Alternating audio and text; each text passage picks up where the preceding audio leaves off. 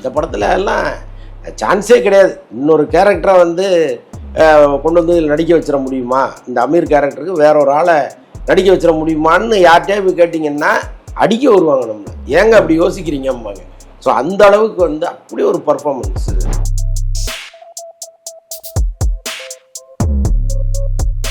எப்போவுமே family crowd உள்ளே வந்தால் தான் அந்த படம் ஹிட்டு. அது எவ்வளோ பெரிய படமாக கூட இருக்கட்டும், ஃபேமிலி க்ரௌடு வந்தால் தான் அந்த படம் வந்து பெரிய ஹிட் ஆகும். இங்கே அதற்கான வாய்ப்பு இருக்காங்கிறது தான் எனக்கு சந்தேகமாக இருக்குது. பெரும்பாலும் இப்போ நம்ம வீட்டில் இருக்கிற பெண்கள் இந்த படத்தை ரசிப்பாங்களா? இல்லை. அப்போ எப்படி ஃபேமிலியோட போவாங்க?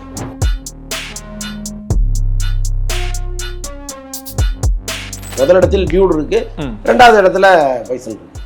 இது அப்படியே மாறும். ஓகே, அது நிச்சயமா இந்த விடுமுறை இதெல்லாம் முடிஞ்ச பிறகு கட்டாயமா அது மாறும்.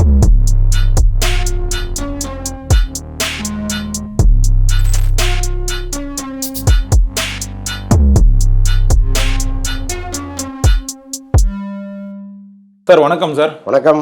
எப்படி சார் இருக்கீங்க? நல்லா இருக்கேன். எப்பவுமே தீபாவளின்னு சொன்னா பெரிய ஸ்டார்களோட இந்த படங்கள் தான் வரும். இந்த தீபாவளிக்கு வந்து இந்த பெரிய ஸ்டார்களோட படம் வந்து எதுவுமே வரல.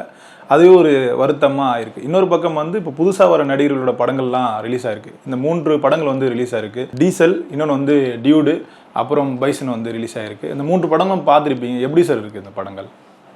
முதல்ல பைசன் பற்றி தான் பேசணும்னு நினைக்கிறேன். ஏன்னா இந்த சமூகத்திற்கு தேவையான ஒரு படமாக பைசன் இருக்கு. எப்போவுமே மாரி செல்வராஜ் படங்கள் வந்து அவருடைய சமூகத்தின் வழியை சொல்கிற படமாக இருக்கும். இந்த படம் வந்து ரொம்ப ஒரு கடினமான விஷயத்தை கையில் எடுத்து அது 2 தரப்புக்கும் பிரச்சனை இல்லாமல் ப்ரெசென்ட் பண்ணியிருக்காரு. ஆக்சுவலாக வந்து இதில் சொல்லப்பட்ட 2 தலைவர்கள் அவங்க யார் அப்படிங்கிறது மக்களுக்கு தெரியும். அப்போது ஏதாவது ஒரு இடத்தில் கொஞ்சம் ஓவராக பேசியிருந்தா கூட ஒரு பெரிய சாதி கலவரத்தை உருவாக்கிறோம். அந்த பொறுப்புணர்வோடு அந்த படத்தை எடுத்திருக்காரு அவர். எங்கேயுமே வந்து ஒரு சின்ன கீறல் கூட நம்மளால் ஏற்பட்டுறக்கூடாது அப்படிங்கிறதுல ரொம்ப உறுதியாக இருந்திருக்காரு. அதே நேரத்தில் கிராமத்திலிருந்து ஒரு லட்சியத்தோடு கிளம்புகிற இளைஞர்கள் எவ்வளோ பெரிய சிரமங்களை சந்திக்கிறாங்க, முக்கியமாக அந்த சாதியின் பால் எவ்வளோ பெரிய அழுத்தம் அவங்களுக்கு தரப்படுது அப்படிங்கிறதெல்லாம் தான் இந்த படம் சொல்ல வந்திருக்கு. ரொம்ப அப்படியே தேர்ந்தெடுத்த கலைஞர்கள், தேர்ந்தெடுத்த திரைக்கதை, ரொம்ப ஒரு சிற்பி மாதிரி இந்த படத்தை அவர் வடிச்சிருக்காரு. இப்போ எப்படி விக்ரமுக்கு வந்து இந்த சேது படம் அமைந்ததோ அதே மாதிரி தான் துருவ் விக்ரம் அவர்களுக்கு வந்து இந்த பைசன் வந்து அமைந்திருக்குன்னு வந்து சொல்கிறாங்க. இந்த படத்துக்காக வந்து நிறைய உழைப்புகள் வந்து போட்டிருக்காங்க சார். இப்போ 2-3 வருடங்கள் இந்த படத்துக்காக மட்டுமே காத்திருந்தாருன்னு சொல்கிறாங்களே சார். ஆமாம், உண்மைதான். நானே கூட பல சேனல்களில் என்னங்க ஒரு படத்துக்காக இப்படி எதுக்குங்க இவ்வளோ டெடிகேட் பண்ணணும், படம் தானே அது என்ன இருந்தாலும் அப்படின்லாம் நான் பேசியிருக்கேன். ஆனால் இந்த படத்தை பார்க்கும் பொழுது இது சும்மா மேலோட்டமாக ஒரு நடிகர் வந்து நடிச்சுட்டு போயிட முடியாது. கட்டாயமாக இந்த படத்திற்கான அவ்வளவு ஸ்ட்ரென்த்தையும் அவர் கொடுக்கணும், அதற்கான பயிற்சியை அவர் எடுக்கணும். இது 2 தான் இந்த படத்துக்காக நடந்திருக்கணும். ஸோ அதைத்தான் வந்து துருவ் பண்ணியிருக்காரு. படம் பார்த்த பிறகு துருவ் மேலே நமக்கு ஒரு பெரிய மரியாதையே வந்துருச்சு. ஏன்னா வளரும்போது பல கலைஞர்கள் அப்படி தான் இருப்பாங்க, வளர்ந்த பிறகு தான் வேற ஒரு முகத்தை காமிப்பாங்க. பட்டு இன்றைக்கி இருக்கிற துருவை பற்றி நம்ம பேசுவோம். நாளைக்கு அவர் மாறினாலும் சரி, மாறாட்டினாலும் சரி, இன்றைக்கி அவரை பாராட்ட வேண்டியது நம்முடைய கடமை. என்னென்னா இப்போ மாரி செல்வராஜ் மாதிரி ஒருத்தர் படத்தில் கமிட் ஆகிறாரு, கதை கேட்குறாரு, நல்லா இருக்கு. அதற்கப்புறம் ஒரு டைரக்டர் சொல்கிறதெல்லாம் ஒரு மனுஷன் கேட்குறது இருக்குல்ல, நீ தலைகீழாக குதின்னா கூட குதிச்சிருவேங்கிற இடத்துல தான் அந்த ஹீரோ இருக்கணும். ஸோ அப்படியெல்லாம் துருவ் இருந்திருக்காரு. ஒரு பக்கம் அவங்க அப்பா கொடுத்த அந்த பயிற்சியெல்லாம் இருக்கு இல்லையா, அவர் சொல்லியிருப்பார்ல, இப்போ எப்போவுமே டைரக்டர் தான் நம்மளை வந்து தூக்கி மேலே வைக்கிறவங்க, அதனால அவங்க என்ன சொல்கிறாங்களோ எல்லாத்தையும் கேளுன்னுலாம் சொல்லியிருப்பார்ல. அது எங்கே போய் முடிஞ்சிருக்குன்னா, ஒரு கட்டத்தில் ஒரு உடம்பு முழுக்க அடியோடு தினம் வரும்போது அவங்க அம்மாவே அழுதுருக்காங்க. அழுது ஏண்டா இப்படி போய் கஷ்டப்படுற நீ அப்படின்ட்டு. அதை வந்து மாரி செல்வராஜ் கேள்விப்பட்டு வேணா ஒன்று பண்ணலாம், இந்த படத்தை அப்படியே தூக்கி உரமா வச்சுட்டு ஒரு அழகான லவ் ஸ்டோரி பண்ணலாமான்லாம் கேட்டிருக்காரு. வேணாம் சார், இதையே பண்ணுவோம் நம்ம அப்படின்னு துருவ் சொல்லி தான் இந்த படம் இவ்வளவு ஒரு உயிரோட்டமாக வந்திருக்கு. அதற்கு மிக முக்கியமான காரணம் துருவ் தான். இப்போ இந்த படம் என்னதான் ஒரு ஸ்போர்ட்ஸ் ட்ராமா படமாக இருந்தாலுமே இந்த படத்தில் வந்து நிறைய அரசியலுக்கு வந்து பேசியிருக்காங்க. ஆனால் யாரையும் வந்து மாரி செல்வராஜ் வந்து இதில் தாக்கலை, எல்லாருமே வந்து சமம்ன்றதை வந்து காமிச்சிருக்காரு. அப்படி இருக்கும்போது மாரி செல்வராஜை வந்து கைது பண்ணணும், இந்த படத்தை வந்து தடை பண்ணணும்னு சொல்லிட்டு நிறைய பேர் வந்து இந்த போராட்டங்கள் பண்ணுறதை வந்து நம்மளால் பார்க்க முடியுது சார். அது படத்துக்கு பப்ளிசிட்டின்னு தான் நம்ம எடுத்துக்கணும். ஏன்னா இந்த போராட்டக்காரர்கள் யாராவது தியேட்டருக்குள்ளே போய் உட்காந்து இந்த முழு படத்தையும் பார்த்துருந்தாங்கன்னா இப்படி ஒரு எண்ணமே அவங்களுக்கு வராது. நம்ம தான் தப்பாக புரிஞ்சுக்கிட்டோம், அப்படிலாம் ஒரு பிரச்சனையும் படத்தில் இல்லை அப்படிங்கிறத அவங்க அழகாக புரிஞ்சுப்பாங்க.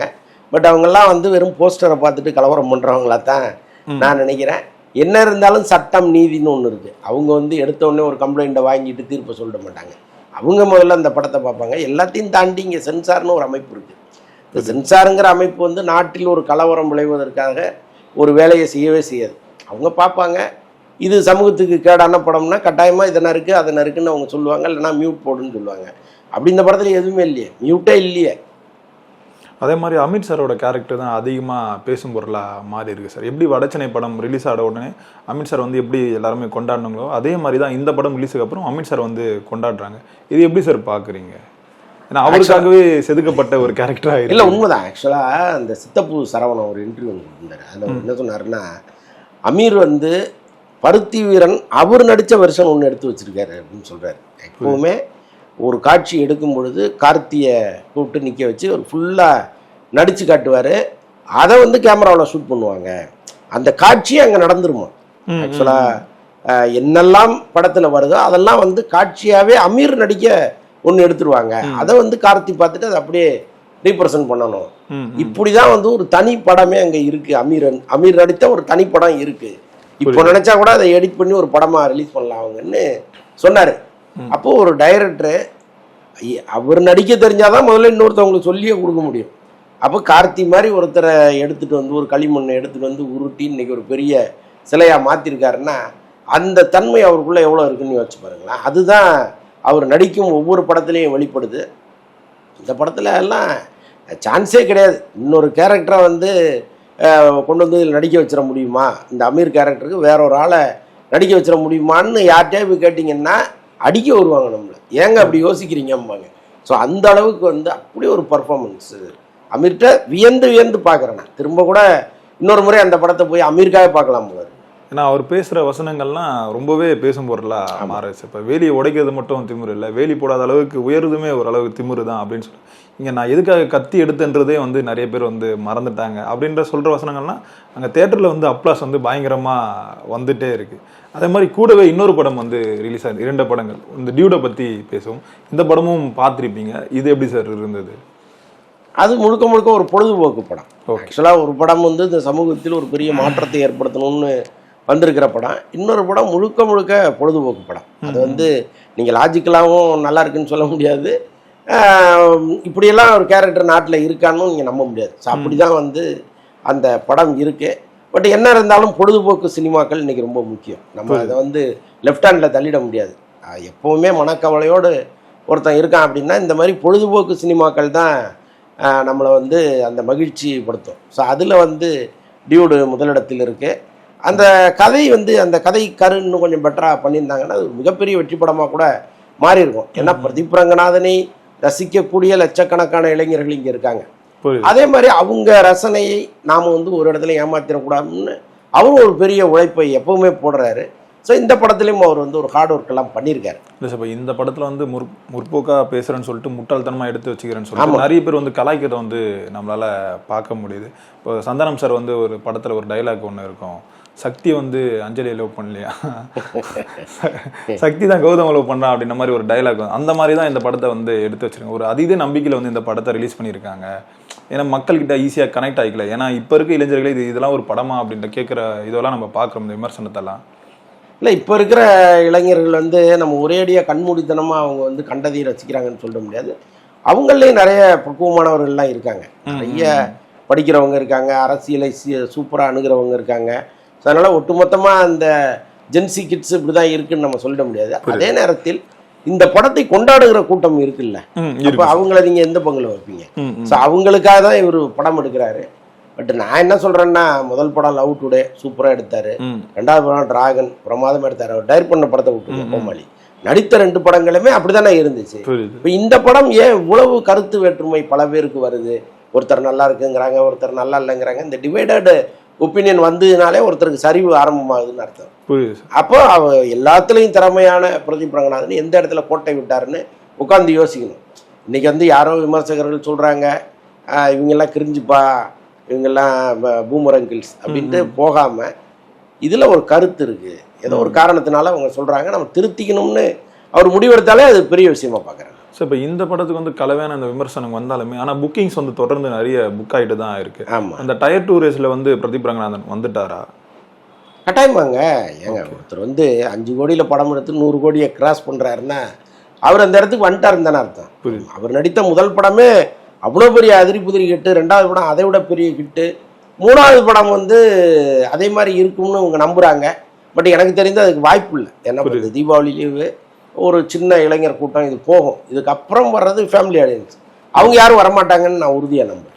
ஆனால் இப்போ நம்ம பேசிட்டு இருக்க டைம்லேயே ஒரு புக்கிங்ஸ் வந்து 11,000 பேர் வந்து 1 மணி நேரத்துக்கு வந்து புக் பண்ணிட்டு இருக்காங்க. பெரிய அளவில் ஓப்பனிங் இருந்துட்டு தானே சார் இருக்கு.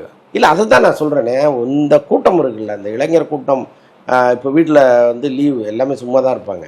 இவங்க எல்லாம் போய் முடிஞ்ச பிறகு ஃபேமிலி க்ரௌடு உள்ளே வரணும். எப்போவுமே ஃபேமிலி க்ரௌடு உள்ளே வந்தால் தான் அந்த படம் ஹிட்டு. அது எவ்வளோ பெரிய படமாக கூட இருக்கட்டும், ஃபேமிலி க்ரௌடு வந்தால் தான் அந்த படம் வந்து பெரிய ஹிட் ஆகும். இங்கே அதற்கான வாய்ப்பு இருக்காங்கிறது தான் எனக்கு சந்தேகமாக இருக்குது. பெரும்பாலும் இப்போ நம்ம வீட்டில் இருக்கிற பெண்கள் இந்த படத்தை ரசிப்பாங்களா? இல்லைல்ல. அப்போ எப்படி ஃபேமிலியோட போவாங்க? அப்புறம் பிரதீப் ரங்கநாதோட முன் படங்கள்லாம் இருக்குல்ல சார், அதெல்லாம் ரொம்பவே இந்த ப்ரொமோஷன் ஒர்க்லாம் பண்ணும்போது பிரதீப் ரங்கநாத் வந்து ரொம்பவே சட்டில்டாக அமைதியாக தான் பேசியிருப்பார். இந்த படத்துக்கு மட்டும் கொஞ்சம் ஓவராக பர்ஃபார்மன்ஸ் பண்ண மாதிரி நமக்கு ஃபீல் ஆகுது. படத்தில் இல்லை சார், அந்த ப்ரொமோஷனில். இதனாலேயே சில பேர் வந்து இப்போ பிரதீப் ரங்கநாத்துக்கு எதிராலாம் பேசுறதெல்லாம் நம்மளால பார்க்க முடியுது. இல்லைங்க, இது எதையும் கிளப் பண்ணக்கூடாது. ஏன்னா இப்போ மேடை ஏறுறாங்க, அவங்க ஒன்று நினச்சிட்டு அந்த மேடையில் ஏறுவாங்க. அங்கே பார்க்குற அந்த மக்கள் அவங்க கொடுக்குற வரவேற்பு அதெல்லாம் பார்க்கும்போது வேற ஒன்று தோணும் அவங்களுக்கு. ஸோ இதெல்லாம் சகஜம்தான். இன்னொன்று அவருடைய ஏஜ் பார்த்தீங்கன்னா ரொம்ப சின்ன வயசு, அந்த வயதுக்கேற்ற புகழ் அவருக்கு வந்து ஜாஸ்தியாக தான் வந்துருக்கு. அப்போ வந்து என்ன பேசுகிறோம்னு தெரியாமல் சில நேரம் தடுமாறலாம். ஸோ அதெல்லாம் நம்ம பெரிய குறையெல்லாம் எடுத்துக்க முடியாது. இன்னொரு 4-5 படங்கள் போச்சுன்னா அவரும் வந்து ஒரு நிதானமான ஒரு மனநிலைக்கு வந்துடுவார். ஸோ அப்போ அவர் பேசுகிறத நம்ம கணக்கில் வச்சுக்கணுமே தவிர இன்றைக்கி ஏதோ உற்சாகத்தில் பேசுகிறாரு அதை பெருசாக எடுத்துக்க. இந்த படம் வந்து கலாச்சாரத்தை வந்து கெடுக்குதுன்னு சொல்லிட்டு நிறைய பேர் வந்து சொல்கிறதையும் பார்க்குறோமே சார். ஆக்சுவலாக இல்லை, இந்த சமூகத்தில் அங்கொன்றும் இங்கொன்றுமா நடக்கிற தவறுகளை நாம் அதுதான் எல்லா இடத்துலையும் நடக்குதுன்னு பொது புத்தியில் கொண்டு வந்து வைக்கக்கூடாது. அதைத்தான் இந்த படம் செய்யுது. படம் பார்த்துட்டு சமூகத்தில் ஒரு பெரிய மாற்றம் வந்திருக்குமா? அது பொழுதுபோக்கு தானே, அதை எப்படி வீடு வரைக்கும் கொண்டு வருவாங்க அப்படின்னு பல பேர் கேள்வி கேட்கலாம். ஆனால் அப்படிலாம் இல்லை. படம் பார்த்து இங்கே மோசமாக போகிறவங்கலாம் இருக்காங்க. அந்த படத்துலேயே அதை நியாயப்படுத்தும் போது நான் ஏன் நிஜ வாழ்க்கையில் அதை செய்யக்கூடாது அப்படின்னு ட்ரை பண்ணுற இளைஞர்கள்லாம் இன்றைக்கி வந்துட்டாங்க. ஸோ அதனால் வந்து ஒரு படம் ஒருத்தர் பெரிய பிம்பத்தை கொடுக்குது, அவர் அரசியலுக்கு வர வைக்குது, அவர் பின்னால் பெரிய கூட்டத்தை உருவாக்குது. அப்போ தனிப்பட்ட முறையில் இவருக்கும் மக்களுக்கு ஏதாவது நட்பு இருக்கான்னு அவர் நல்லவர்னு ஏன்னு சொல்கிறாங்க? படத்தில் அவர் நல்லவராக இருக்கார், நம்ம நல்லவர்னு நம்புகிறோம், அவ்வளோதான். அப்படிதான் சினிமா வந்து சமூகத்தில் ஒரு பெரிய தாக்கத்தை ஏற்படுத்திட்டே இருக்கு. அப்போ ஒரு தனி மனிதன் ஒரு இயக்குனராகவோ அல்லது ஒரு நடிகராகவோ ஒரு மாற்றத்தை ஏற்படுத்தும் போது, ஒரு தாக்கத்தை ஏற்படுத்தும் போது, ஒரு படம் அதை கருத்து மாற்றத்தை ஏற்படுத்தாதாங்கிறது தான் நம்முடைய கேள்வியாக இருக்குது. அப்போ முடிந்த வரைக்கும் நம்ம வந்து நல்லது சொல்லனாலும் கெட்டது சொல்லாமல் இருக்கிறது நல்லது.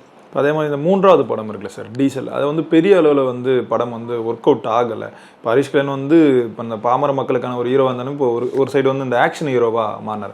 அது வந்து எடுபடலை, அதனால தான் இந்த படம் சரியாக போகலைன்னு வந்து சொல்கிறாங்களே சார். இல்லை, எல்லா ஹீரோக்களுமேங்க ஒரு கட்டத்தில் ஆக்ஷன் ஹீரோவாக மாறணும்னு நினைப்பாங்க. அதுக்கு என்ன காரணம் அப்படின்னா, இந்த சி சென்டர் ஆடியன்ஸையும் நம்ம போய் ரீச் பண்ணுங்கிறது ஒன்று.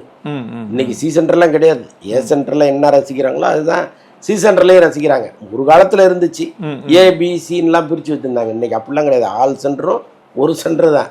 ஆனால் இவங்களுக்கு ஒரு நம்பிக்கை ஒன்று, சார் சி சென்டரில் நம்ம போய் நல்லா கிராமப்புறம் வரைக்கும் ரீச் ஆகும் சார், அப்போ என்ன பண்ணலாம், கமர்ஷியல் படம் பண்ணுவோம் அப்படின்னு நினச்சிட்டு இவங்க ஒன்று பண்ணுறது. இன்னொன்று, கமர்ஷியல் ஹீரோக்களுக்கு தான் இங்கே சம்பளம் அதிகம்.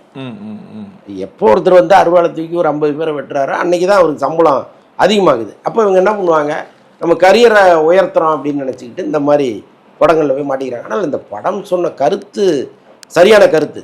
இது மாதிரி படங்கள் வேணும், இந்த மாதிரி அரசியலையும் நாம் புரிஞ்சுக்கணும், அதிலெல்லாம் ஒன்றும் தப்பு இல்லை. அதை எடுத்த கதையை இன்னும் கொஞ்சம் கிறிஸ்பாக, இன்னும் கொஞ்சம் சுவாரஸ்யமாக அவர் சொல்லியிருக்கலாம். அது ஒன்று தான் நமக்கு குறைய தவிர ஒட்டுமொத்தமாக ஒரு தேர்ந்தெடுத்த கதையே தப்புன்னெலாம் நம்ம சொல்ல முடியாது. ஆனால் கூட்டம் வந்து தியேட்டருக்கு போகாததான் நம்மளால் பார்க்க முடியுது. அதுக்கு வந்து நிறைய விஷயங்கள் வந்து இந்த சென்சாருக்காக கட் பண்ணியிருக்காங்க. இப்போ இந்த இலங்கையிலே நடக்கிற மீனவர்கள் அங்கே தான் கைது பண்ணுறாங்க, ஆனால் இவங்க வந்து பங்களாதேஷில் போயிட்டு கைது பண்ணுறதா வந்து சில காட்சிகள் வந்து வச்சுருக்காங்க. அதெல்லாம் வந்து மக்கள்கிட்ட சரியாக ஒட்டலை. அதனால தான் இந்த படம் பெரிய ஒரு தோல்வி காரணம். அதுக்காக அந்த படம் ஓடல இல்லை, நிறைய உண்மை விஷயங்கள் வந்து மறைச்ச மாதிரி இருக்கு சார் இதில். இல்லை, முதல்ல உண்மையானு பார்க்கறதுக்காக தான் அவன் போகணும்ல, புரியுது, அதுவே போகலையா? அப்போ ஏதோ ஒரு வகையில் அந்த போஸ்டரு அந்த ட்ரெய்லரை அவனை பெருசாக இருக்கலன்னு தானே அர்த்தம். நீங்கள் உள்ளே போயிட்டு வந்து ஒரு விமர்சனத்தை வைக்கிறதுங்கிறது வேற. சார் அதில் வந்து இலங்கையை நேரடியாக சொல்லலை சார், வேற ஒரு நாட்டை சொல்கிறாங்க, அதனால எதுக்கு சார் இந்த படத்தை பார்க்கணும்னு அவன் கேள்வி எழுப்பினான்னா சரி, போகவே இல்லையே. புரியுது. அப்போ அதுதான் குறைன்னு நம்ம சொல்ல முடியாது. அந்த பைசன் படம் வந்து வெற்றியா தோல்வியா இல்லை பிளாக் பஸ்டரா சார்? கட்டாயமாக அது வெற்றி படமாக மாறும். ஓகே. அது வந்து ஏன்னா இன்னைக்கு வேணா அது டிராகனை விட வசூலில் குறைவாக இருக்கலாம். முதலிடத்தில் டியூட் இருக்கு, ரெண்டாவது இடத்துல பைசன் இருக்கு. இது அப்படியே மாறும். ஓகே. அது நிச்சயமாக இந்த விடுமுறை இதெல்லாம் முடிஞ்ச பிறகு கட்டாயமாக அது மாறும். இப்போ டியூட் எப்படி சார், அது வந்து வெற்றி படமாக மாறுமா இல்லை? இந்த நிமிஷம் வரைக்கும் அது வெற்றி படம் தான். முந்தைய படத்தோடு நீங்கள் ஒப்பிடும்போது வெற்றி படமாக இருக்காது. ஓகே. வெற்றி படமாக கட்டாயமாக இது வந்து வசூலில் ஒரு பெரிய படமாக மாறும், அதுலலாம் ஒன்றும் சந்தேகம் இல்லை. ஆனால் ஒரு முந்தைய படம் அளவு இருக்குது, டிராகன் அளவுக்கோ லவ் டுடே அளவுக்கோ இது வெற்றி படமாக இருக்குமான்னா அதுக்கு வாய்ப்பு இல்லை. Diesel sir? டீசல் பாவம், அதை நம்ம கணக்கிலேயே வச்சுக்க முடியாது, வேறு வழி இல்லை, சொல்லித்தானே ஆகும்.